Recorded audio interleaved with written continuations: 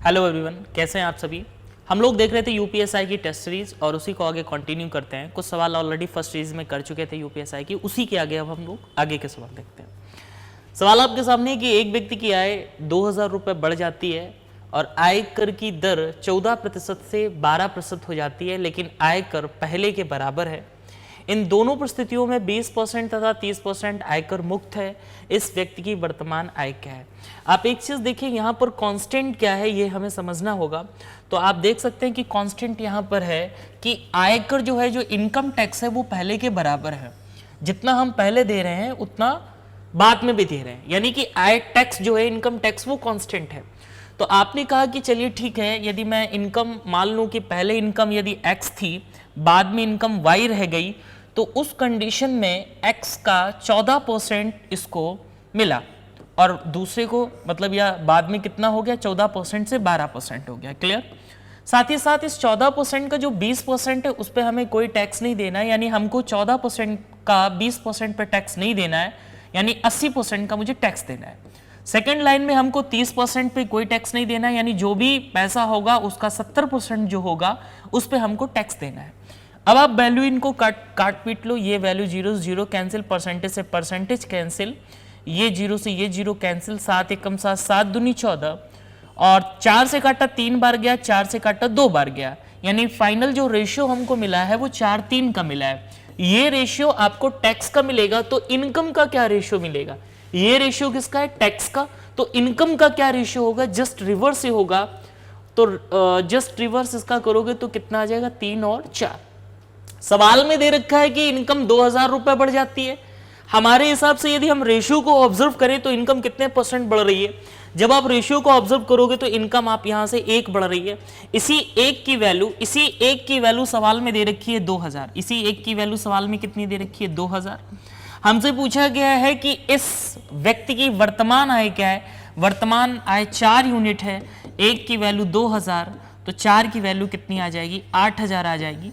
यानी कि इस हिसाब से फर्स्ट आंसर हमारा क्या हो जाएगा, राइट हो जाएगा। क्लियर। चलो ये सवाल देखिए, ये सिंप्लीफिकेशन का है और यदि आप इसका स्क्वायर सोच रहे हो तो गलत सोच रहे हो, इसका स्क्वायर सोच रहे हो तो गलत, क्योंकि इसमें लगने वाला है टाइम। हम इसमें डिजिटल सम लगाएंगे और डिजिटल सम का मतलब आप ये मान के चलो 9 का मतलब क्या है, 0। ये चीज समझो। डिजिटल सम में पॉइंट और 0 को इग्नोर कर देते हैं, तो यहां से 1 का स्क्वायर 1, 1 का स्क्वायर 1, 1 प्लस 1 प्लस 1, यानी कि m की वैल्यू 3 आएगी।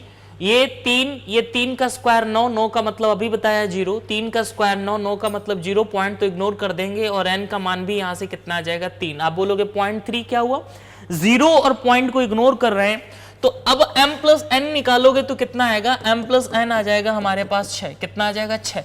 अब हमें 6 देखना है किस ऑप्शन से आ रहा है। 6 मेरे पास, 9 का मतलब 0, फर्स्ट आंसर से 6 आ रहा है, लेकिन बाकी के भी ऑप्शन चेक करने हैं। तो 4 4 4 4 3 12 का मतलब 3, ये ऑप्शन नहीं होगा। यहां से देखें 5 और 5 4 9, यहां से 4 आएगा, ये भी नहीं होगा। 3 4 7 8 3 11, ये भी नहीं होगा, ये भी नहीं हुआ। तो इस तरह से फर्स्ट आंसर क्या हो जाएगा, हमारा राइट हो जाएगा। आप देख पा रहे हैं कि कितनी जल्दी से हम बना रहे हैं सवाल को। ये कुछ ऐसे टिप्स हैं जिन टिप्स को यूज करके हम अपनी कैलकुलेशन को तेज कर सकते हैं और बहुत जल्दी आंसर दे सकते हैं। आपको शुरू में लग सकता है कि इन सवालों को करने के लिए टाइम चाहिए, पर आप देख रहे हैं टाइम लग ही नहीं रहा है। दो संख्याएं 17 से विभाजित होने पर क्रमशः 13 और 11 शेषफल देती हैं। ये नंबर सिस्टम का सवाल है और इस पर मैंने बहुत सारी वीडियोस बनाए, आप देखिएगा।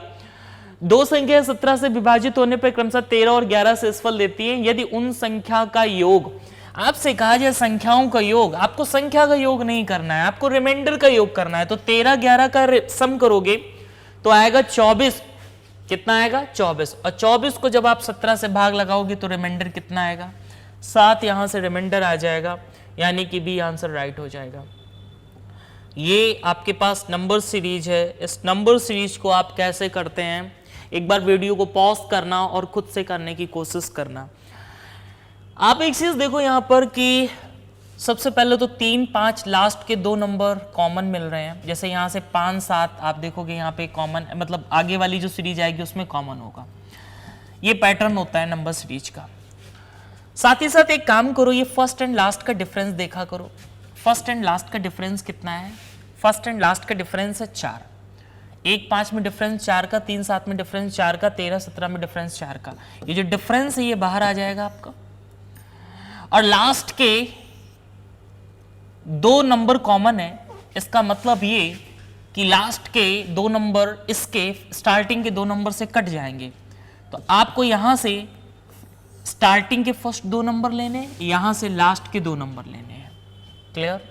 तो आप जब यहां से स्टार्टिंग के 2 नंबर लोगे, यानी यहां से 1/3 लोगे, और वहां से लोगे 1/15 गुणे 17। क्लियर? जब आप इसको सॉल्व करोगे तो 1/4 आ जाएगा। ये 17 पना 85 से 1 चला जाएगा 84, और इधर आ जाएगा 15 गुणे 17। 4 से काटोगे 21 बार जाएगा, 3 से काटोगे अब इस नंबर को 7 बार जाएगा, 3 से काटोगे 5 बार जाएगा। सवाल का उत्तर 17/85 आ जाएगा। 17/85 हमारे पास एक ही ऑप्शन है, वो है फर्स्ट। इस तरह से आप देख सकते हैं फर्स्ट आंसर हमारा राइट हो जाएगा। मैंने इसका बेसिक नहीं बताया है, बेसिक यदि आपको जानना है तो मैंने सीरीज कराई है। इससे पहले की जो आपको सीरीज मिलेगी उसमें आपने देखा होगा वीडियोस में मैंने इस तरह के सवाल कराए हुए हैं। आपको अधिक और बहुत अच्छा यदि सीखना है नंबर सीरीज के बारे में तो आप वीडियो जरूर देखें। समझ रहे हैं? ये टेस्ट सीरीज चल रही है, इस टेस्ट सीरीज में हम लोग तेजी से सवालों को देख रहे हैं और उम्मीद करते हैं कि आप पहले से पढ़ चुके होंगे सारी बातें। इस सवाल का सबसे बेस्ट तरीका क्या है ये बताइएगा मुझे आप। सबसे बेस्ट तरीका ये है, देख करके कैसे आप सवाल को टिक करना है। आप सॉल्व करने बैठोगे तो आपको 5 मिनट लग जाएंगे इस सवाल में, लेकिन यदि आपके पास जुगाड़ है तो उस जुगाड़ से सवाल को तुरंत टिक कर सकते हो। मैंने देखा कि 2 नंबर्स पे बार है, 2 नंबर्स, यहाँ पे 2 नंबर्स, यहाँ 2 नंबर, यहाँ पे 1 नंबर, यानी यहाँ 2 नंबर, यहाँ 2 नंबर, यहाँ 1 नंबर। मैं आपसे कहूं 2 2 1 का एलसीएम क्या होगा? आप कहेंगे एलसीएम होगा 2। 2 2 1 का एलसीएम क्या होगा? 2। यानी कि जो ऑप्शन होगा उसमें 2 नंबर ऐसे होंगे जिन पे बार होना चाहिए। 2 नंबर ऐसे होंगे भैया जी जिन पे बार होना चाहिए। यहां तो 3 नंबर है, यहां तो 1 नंबर है, यहां पे 3 नंबर है। एक ही ऐसा ऑप्शन है जिसके 2 नंबर पे बार है। First is the right answer. फिर भी आपके मन में आएगा हो सकता है यदि 2 नंबर ऐसे हो जाएं, ऐसे 2 ऑप्शन हो जाएं जिसमें 2 नंबर पे बार हो। मेरी बात बहुत अच्छे से समझना, मेरी बात बहुत अच्छे से समझना। हम ये भी देख सकते हैं कि कितने नंबर्स ऐसे हैं जिन पे बार नहीं है। तो आप बोलोगे यहां से एक ऐसा पॉइंट के इस तरफ एक ऐसा नंबर है जिस पे बार नहीं है, पॉइंट के यहां तो 0 ऐसे नंबर है जिन पे बार है। यहां पर कितने पॉइंट के बाद नंबर है जिन पे बार नहीं है? आप बोलोगे 3। अब आपके पास एक है, एक 3 है, यानी आपके पास 2 नंबर है। 0 का तो कोई मतलब ही नहीं बनता। तो अब इनमें मैक्सिमम क्या है? इसमें बड़ा नंबर क्या है? 3। इसमें बड़ा नंबर क्या है? 3। तो बड़े नंबर को देख करके हम डिसाइड करते हैं कि कितने नंबर्स पे बार नहीं होगा। तो 3 ऐसे नंबर्स हैं जिन पे बार नहीं होगा। आप देखो यहां पर पॉइंट के बाद कितने नंबर हैं जिसपे बार नहीं है? 2 नंबर है, ये तो होगा नहीं, हमें तो 3 नंबर चाहिए। यहां भी 2 नंबर है, ये तो होगा नहीं। यहां पर 1 नंबर है, ये तो होगा नहीं। एक ही ऐसा सवाल है पॉइंट के जिसपे पॉइंट के इस तरफ 3 नंबर जिसपे बार नहीं है, यानी कि फर्स्ट आंसर राइट है। क्लियर है? आप बहुत सारी चीजें देख सकते हो, सॉल्व भी कर सकते हो। मैंने इस तरह का सवाल नंबर सीरीज में सॉल्व भी कराया है, आप वहां पर वीडियो देखेंगे आपको बहुत अच्छा लगेगा। अब देखो जरा, ये सवाल देखिए, एक क्लास में छात्रों की संख्या 75 है, जिनमें से लड़के और लड़कियां, यहां पर लड़के 33 सही, 1/3% लड़के हैं, जिनमें से 33 सही 1/3% क्या है? लड़के, इसमें मेंशन कर लीजिए। और बाकी क्या है? बाकी हैं आपकी लड़कियां। लड़कों के गणित में औसत अंक लड़कियों की तुलना में 66 सही 2/3% अधिक है। यदि सभी लड़कियों का औसत स्कोर, यदि सभी लड़कियों का औसत स्कोर क्या होगा, है ना, ये पूछा गया है। जबकि डाटा थोड़ा मिस है, यहां पे थोड़ा सही कर लो। जबकि पूरी क्लास का औसत स्कोर, जबकि क्लास का औसत स्कोर 66 है। औसत स्कोर कितना है? 66 है, 66 है। थोड़ा इसमें मेंशन कर लीजिए। क्या है? सवाल है कि एक क्लास में छात्रों की संख्या 75 है, जिनमें से 33 सही 1/3% लड़के हैं और बाकी लड़कियां हैं। लड़कों के गणित में औसत अंक लड़कियों की तुलना में 66 से 2/3% अधिक है। यदि सभी लड़कियों का औसत स्कोर क्या होगा, सभी लड़कियों का औसत स्कोर क्या होगा, जबकि पूरी क्लास का औसत स्कोर कितना है, 66 है। ये सवाल है आपको, ठीक है। कैसे बनाओगे इस सवाल को?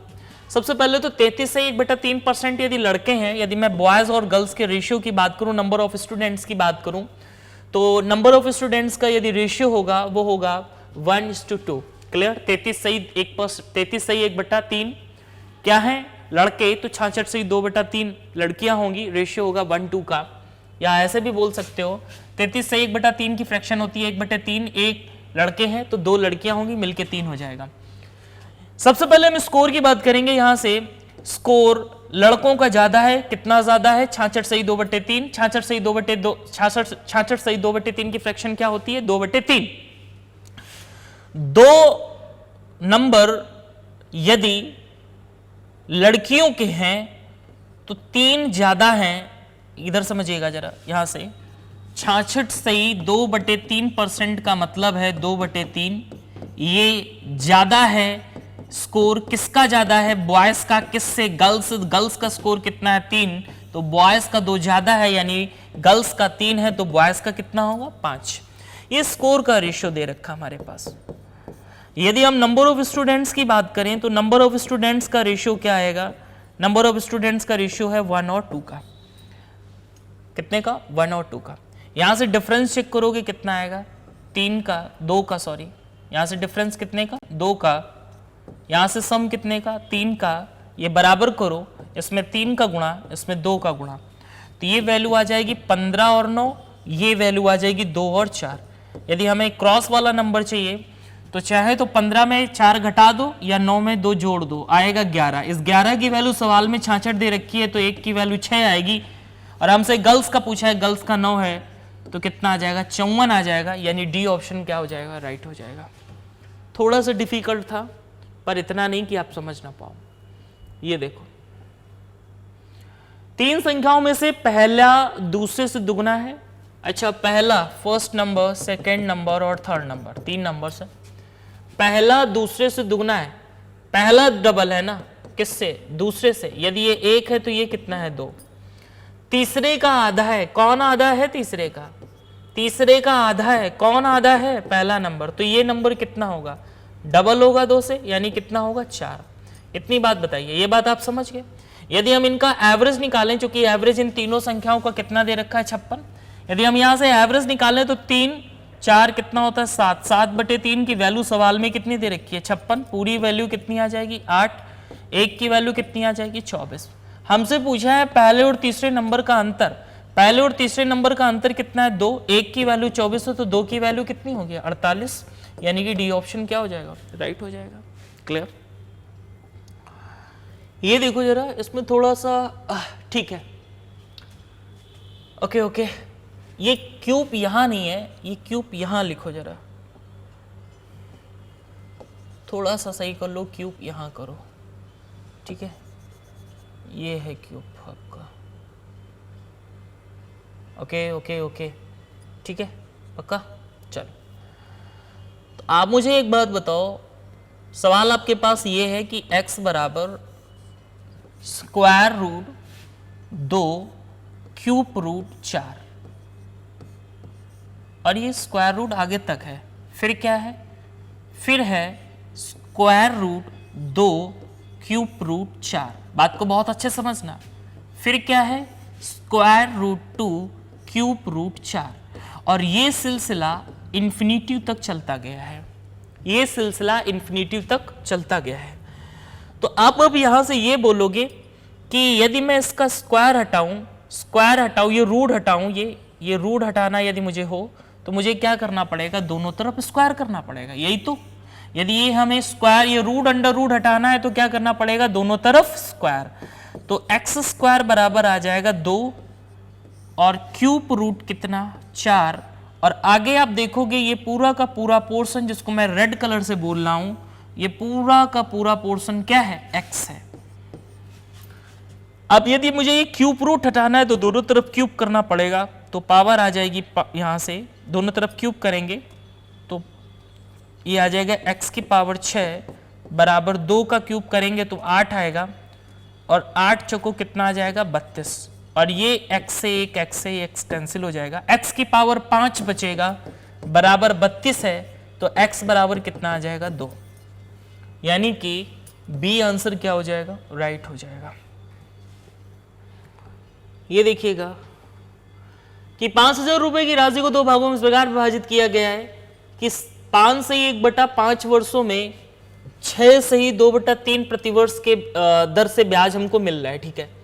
तो 4 से 1/5 का मतलब होता है 21/5, ये दर है, समय कितना है 18/2 20/3, इसको काटेंगे तो काटने के बाद हमारे पास आएगा 7, ये आ जाएगा 4 यानी 28 आ जाएगा, 28%। मैंने कहा कि x का पार्ट है ये। 4% की दर से 8×2 11/4, 4% की दर से 11/4 के लिए साधारण ब्याज डबल है, ये डबल है तो डबल कर दिया, 4 से 4 कट गया, 11 दूनी 22, ये 14 बार गया। मैंने कहा ये टर्म्स y का है, ये y के लिए है, तो x/y का मान आ गया है 11/14, 11/14।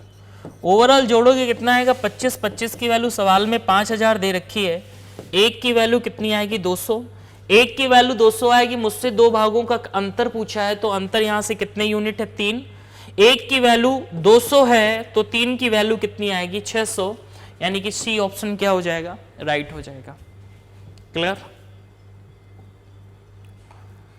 इस प्रॉब्लम का ये सवाल है, ए और बी की वर्तमान आयु का अनुपात इतना है 3:4। ध्यान रखिएगा वर्तमान एज को हम 0 से रिप्रेजेंट करते हैं, ए और बी, 0 का मतलब वर्तमान।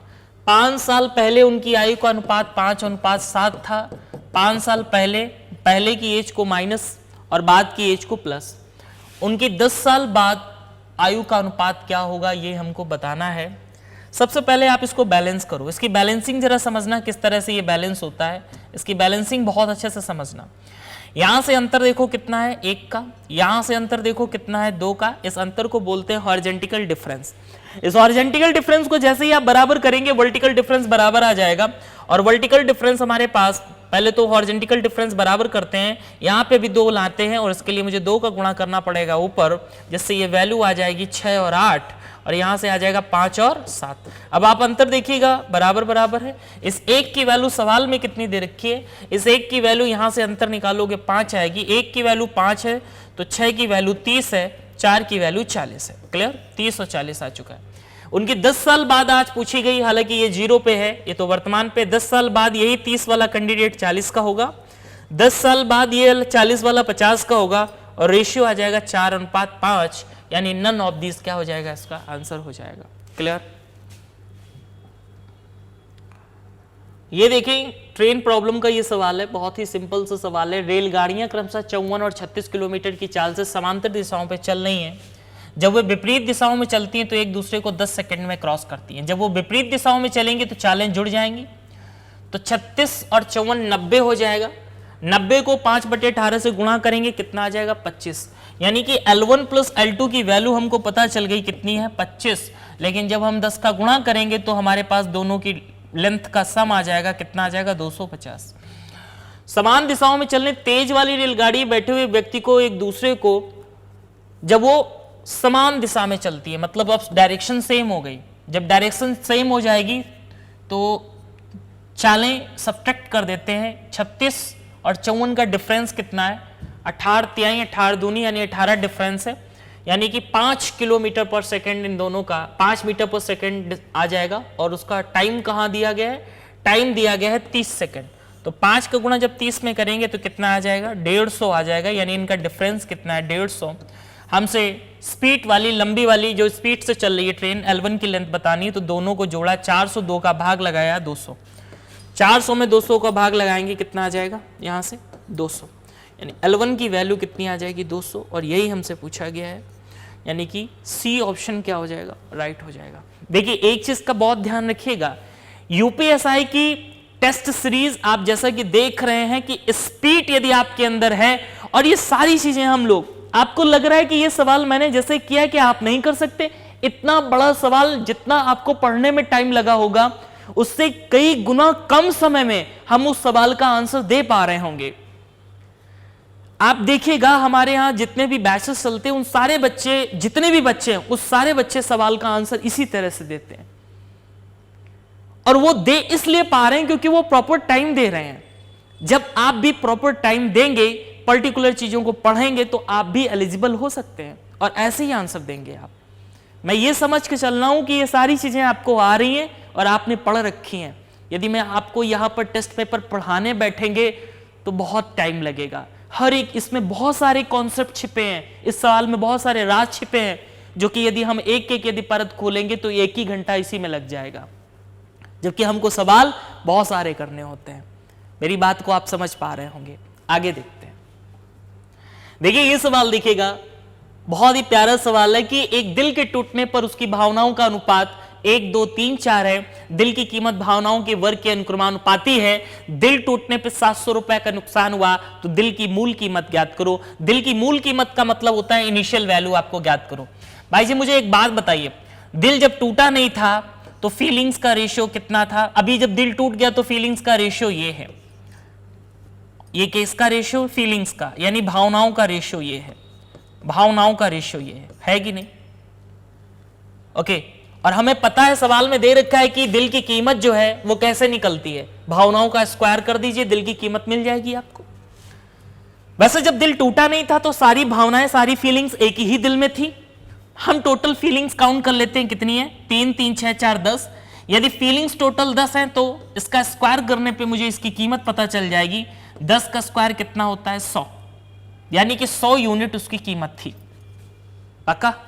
100 यूनिट उसकी कीमत थी। कब? जब दिल टूटा नहीं था। दिल टूटा, फीलिंग्स बिखर गई, 4 भागों में फीलिंग्स बट गई और हर फीलिंग्स की अलग अलग कीमत निकल के आने लगी। इसकी फीलिंग्स की कीमत क्या आएगी? एक इस वाली भावना, ये जो 2 भावना है जिसमें 2 फीलिंग्स है, उसकी कीमत कितनी होगी? 4। इसकी कीमत कितनी होगी? 9। और इसकी कीमत कितनी होगी? 16। आप टोटल जोड़ेंगे कितना निकल के आएगा? 30। लेकिन ये 30 फीलिंग्स नहीं है, 30 क्या है? प्राइस, क्योंकि मैंने स्क्वायर कर दिया तो वो प्राइस बन गया। पहले प्राइस कितना था? 100। अब प्राइस कितना रह गया? अब प्राइस रह गया 30। नुकसान कितने का? 70 का। यहां से कितने का नुकसान? 70 का। हम कह रहे हैं 70 का, वो कह रहे हैं 700 रुपए का नुकसान। तो यही 70 की वैल्यू सवाल में कितनी है? 700। तो 1 की वैल्यू कितनी है? 10। यदि 1 की वैल्यू 10 है तो 100 की वैल्यू कितनी आएगी? गुणा 10 कर देंगे, कितनी आएगी? 1000। कितनी आएगी? 1000। दिल की कीमत कितनी थी? 1000। सस्ता था, तोड़ने की जरूरत नहीं थी। 1000 रुपए का दिल था। बात को समझ पा रहे हैं कि नहीं? बोलिए। नेक्स्ट देखते हैं। यहां से एक आयकर की दर 23% से बढ़ जाती है और वास्तविक आय 2% से कम हो जाती है। आयकर ज्ञात करो। आप मुझे यह बताइए, आप आयकर किस पे देते हैं? आप अपनी टोटल कमाई पर आयकर देते हैं ना? टोटल जितना आप अर्न करते हैं उस पे इनकम टैक्स देते हैं। जब हम टोटल इनकम से टैक्स घटा देते हैं तो हमको मिलती है वास्तविक आय, जैसा कह रहा है। जब हम इनकम, टोटल कमाई से टैक्स घटा देते हैं तो उसको बोलते हैं वास्तविक आय। मैंने क्या किया है? इनकम टैक्स को 23% से बढ़ा दिया है। अच्छा एक बात बताइए, आपकी कमाई ना बढ़े, टैक्स बढ़ जाए, टैक्स आपको ज्यादा देना पड़े, तो अब तो कमाई, नेट कमाई आपकी कम हो गई ना। लेकिन नेट कमाई कितनी कम होगी? कमाई उतनी ही कम होगी जितना टैक्स बढ़ के मिला है आपको।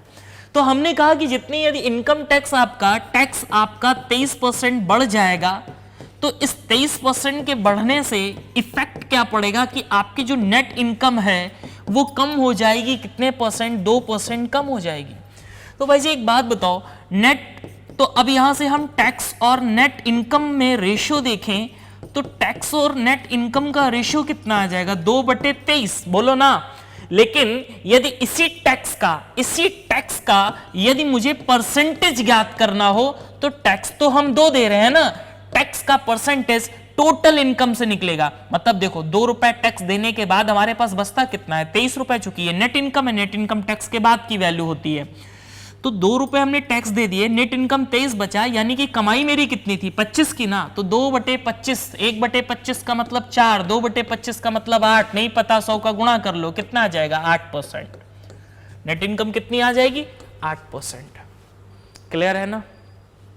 आज इतना ही रखते हैं क्योंकि वीडियो लंबा हो जाएगा और मिलते हैं नेक्स्ट क्लास में। Okay, thank you. Hello everyone, कैसे हैं आप सभी। हम लोग देख रहे हैं यूपीएसआई की टेस्ट सीरीज और उसी टेस्ट सीरीज को आगे बढ़ाते हैं। कुछ सवाल हम लोगों ने 2 टेस्ट सीरीज ऑलरेडी देख रखी हैं, उसी में हम लोग आगे के सवाल करेंगे। और पहला सवाल, जैसा कि आप देख पा रहे हैं कि किसी परीक्षा में पास होने वालों की संख्या का फेल होने वालों की संख्या से अनुपात ये है। यदि 5 और अधिक ने परीक्षा दी होती, फेल होने वालों की संख्या 2 कम होती, तो अनुपात ये होता। परीक्षा में बैठने वालों की संख्या क्या है? आप मुझे एक बात बताइए, परीक्षा में यदि हम पास और फेल का रेशियो देखें तो पास और फेल का रेशियो क्या है? 25:4। आप मुझे एक बात बताइए, मुझसे ना तो पास स्टूडेंट्स पूछे गए हैं और ना ही मुझसे फेल स्टूडेंट्स पूछे गए हैं। मुझसे तो पूछे गए हैं कि परीक्षा में टोटल कितने लोग बैठे थे, तो परीक्षा में तो टोटल लोग 29 हो जाएंगे। सबसे पहले हम ये देखें कि जो भी ऑप्शन आएगा, जो भी आंसर आएगा, वो 29 का मल्टीपल होना चाहिए। मल्टीपल क्यों होना चाहिए? क्योंकि हमसे पूछा है परीक्षा में बैठने वालों की संख्या क्या है। परीक्षा में बैठने वालों की संख्या तो 29 यूनिट है, पर ये एग्जैक्ट आंसर नहीं होगा। 29 का कोई मल्टीपल होगा। 29 का मल्टीपल हमें एक ही दिख रहा है, 145। आंसर तो मुझे पता चल गया 145 है, लेकिन मान लीजिए 29 के कई मल्टीपल होते, फिर हम इस सवाल को कैसे करते, ये आपको समझना होगा। ठीक है, तो मैंने कहा पास फेल का ये रेशियो है। सवाल में कहा यदि 5 और ने अधिक परीक्षा दी होती। अभी परीक्षा कितने लोगों ने दी? 29 लोगों ने। इसमें हम 5 को और परीक्षा दिला देते और फेल होने वालों की संख्या 2 कम होती। अभी फेल कितने हो रहे हैं? 4 यूनिट, लेकिन इसमें 2 यूनिट और कम हो जाते हैं। ठीक है, तो अब पास फेल का रेशियो कितना होता? 22 और 3, यानी टोटल कितना होते? टोटल होते 25। आप एक चीज देखिएगा, यहां पर मेरे पास कांस्टेंट नंबर दिया है फेल और टोटल के पास, तो हमारी जो कैलकुलेशन होगी वो फेल और टोटल पे होगी। बात समझ पा रहे हैं? फेल और टोटल पे होगी। तो मैंने कहा फेल स्टूडेंट्स और टोटल स्टूडेंट्स में रेशियो देखें तो फेल हमारे पास 4 हैं, टोटल हमारे पास 29 हैं। ये इनिशियल रेशियो है। और बाद का रेशियो हमको करना है 3 और 25, यानी हमको लिखना होगा यहाँ पर 3 और 25। लेकिन ये कब? जब यहाँ पर 2 स्टूडेंट्स कम परीक्षा दें और 5 स्टूडेंट परीक्षा में और जाके बैठ जाएं। ध्यान रखना, ये -2, ये -5, ये कांस्टेंट नंबर है। अब ये नंबर क्रॉस प्रोडक्ट के लिए तैयार है। यहाँ से 29 थे, 87, 25 चौकुसौ, डिफरेंस कितने का? 13 का। यहाँ पे क्रॉस प्रोडक्ट मेथड लगा रहे हैं। ये वैल्यू 25 है, ये बात ध्यान रखना, ये वैल्यू यहाँ पर 25 था। आप मुझे बताइए, ये 15 है, ये 50 है, लेकिन ये माइनस का 50 है, बड़ा कौन सा है? 15। 15 से 50 घटाओगे कितना आएगा? 65। 13 की वैल्यू कितनी निकल के आई? 65। 1 की वैल्यू कितनी निकल के आई? 5। 1 की वैल्यू 5 निकल के आई, तो 29 की वैल्यू कितनी निकल के आएगी? 145। यानी कि फर्स्ट आंसर क्या हो जाएगा? राइट हो जाएगा। क्लियर? फर्स्ट आंसर क्या हो जाएगा? राइट हो जाएगा। ये तो बहुत ही हल्का सवाल है कि एक भिन्न के अंश में 40% और हर में 2 की नहीं 20% हो सकता है। मे बी 20% की कमी करने पर इतने भिन्न प्राप्त होती है। तो मैंने कहा अंश में 40% की वृद्धि करोगे। मैंने भिन्न x/y मान ली, एक नॉर्मल भिन्न मान ली।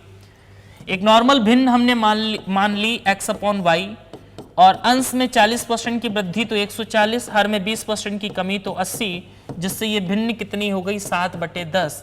आप इसको सॉल्व करोगे, 0 से 0 कटा, परसेंटेज से परसेंटेज कटा, 7 दूनी 14, 2 चाकू 8, और ये x/y का मान निकालोगे आएगा 4/10। 4/10 का मतलब होता है 2/5, यानी बी आंसर राइट हो जाएगा। क्लियर? बी आंसर राइट हो जाएगा। बोलिए कि एक क्रिकेट टीम ने वर्ष में खेले गए कुल मैचों में 30% मैच जीते। यदि इस टीम ने 55% मैच हारे हो, भाई एक बात बताइए, 30% मैच जीत लिए, 55% मैच हार गया, ओवरऑल कितने परसेंट मैच की कहानी फिक्स हो गई? भाई 30% मैच जीते, 55% मैच हारे, यानी कि 85% में डिसीजन मिला। कुछ ना कुछ डिसीजन मिला ना। 85% डिसीजन ना हारे ना जीते, वो कितने परसेंट होंगे? 15%, क्योंकि हम मान के चल रहे हैं टोटल मैच कितने परसेंट खेले गए? 100%। तो 85% में कुछ ना कुछ डिसीजन निकला है। 15% जो मैच हैं उनमें कोई डिसीजन नहीं निकला। इस 15% की वैल्यू 3 है, 5% की वैल्यू 1 होगी, 100% की वैल्यू कितनी होगी? 20। 100% ही क्यों? क्योंकि ये टोटल मैच हमने खेले हैं। हमसे यही पूछा है कि मैच कितने खेले गए हैं। मैच खेले गए हैं 20। आज इतना ही रखते हैं। Okay, thank you.